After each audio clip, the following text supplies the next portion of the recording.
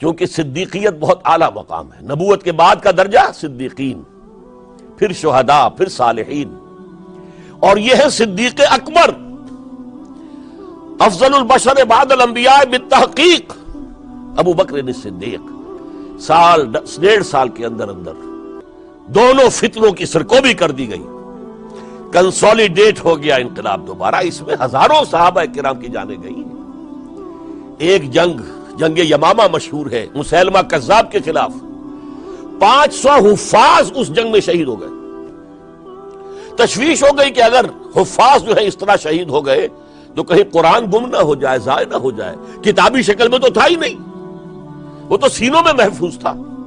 اس لیے تجویز پیش کی گئی کہ اب اسے کتابی شکل میں، جیسے کتاب 2 جلد کے گتوں کے مابین ہوتی ہے، مابین دفتین مرتب کر دیا جائے۔ تب یہ کام کیا گیا۔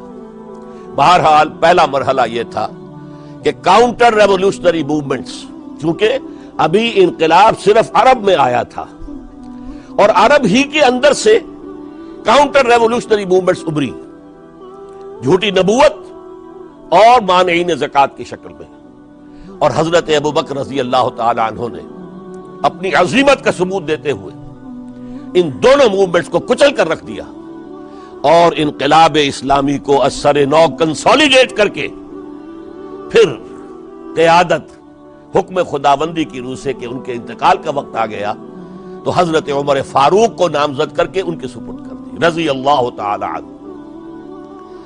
حضرت عمر فاروق رضی اللہ تعالیٰ عنہ کا عہد خلافت یہ اسلام کے ایکسپینشن کا دور ہے۔ اب جو وہ انٹرنل ڈفتی ختم ہو گئی، انٹرنلی کنسولیڈیٹ ہو گیا انقلاب محمدی صلی اللہ علیہ وسلم، لہذا پوری طاقت کے ساتھ اب 3 لشکر نکلے ہیں، مشرق کے لیے، شمال کے لیے، مغرب کے لیے، اور فتوحات کا دائرہ شروع ہوا۔ 10 برس حضرت عمر رضی اللہ تعالیٰ عنہ کے خلافت کے وہ ہیں، نوٹ کیجئے، جس میں ایک سلطنت 2 سپر پاورز اس وقت کی تھی، کئی 100 سال سے چلی آ رہی تھی، 2 سپر پاورز، اور دونوں جزیرہ نمائے عرب کے سر پر بیٹھی ہوئی تھی۔ سلطنت ایران، عراق سے ہو کر سلطنت ایران، کہ خسرو کے زمانے سے، ذوالقرنین کے زمانے سے عظیم مملکت تھی، سپر پاور۔ دوسری طرف سلطنت روما، دی رومن امپائر، 3 بر اعظموں کو محیط تھی۔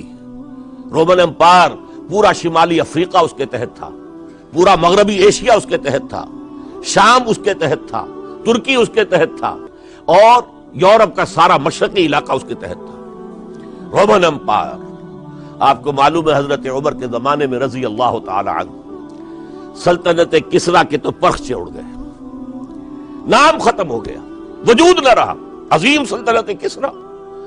حالانکہ آپ کے علم میں ہوگا ان کا بڑا شاندار ماضی تھا، کہ خسرو اور کہ قباد، بڑے بڑے یہ کیانی کہلاتے ہیں، یہ کیان جو ہے یہ بڑی عظیم ایک یوں سمجھیے کہ خاندان تھا بادشاہوں کا، لیکن یہ کہ وہ پوری سلطنت کسریٰ ختم ہو گئی۔ کیوں؟